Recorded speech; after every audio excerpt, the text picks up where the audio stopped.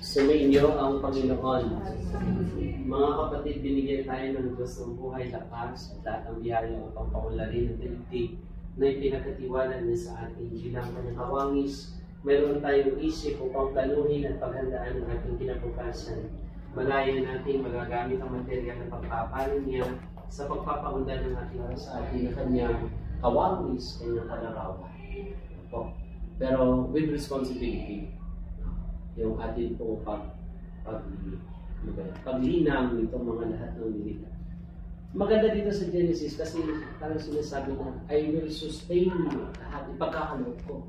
No? Iba naman kasi ang pag-sustain ng Panginoon ng araw. Iba naman ho ngayon. Kaya nga sabi niya, binibigyan tayo ng araw. Hindi, sa labas tayo. Sige. Sige. Ewan ko kung patayo yung katilan. Mahangin. Bless kami, ano po, wala naman masusunod, no? Ay, wala. Tapos na. Ano yung kickback?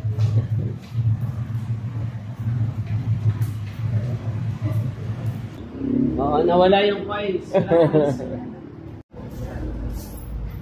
Yan, oh. Manguha ako, ito 20.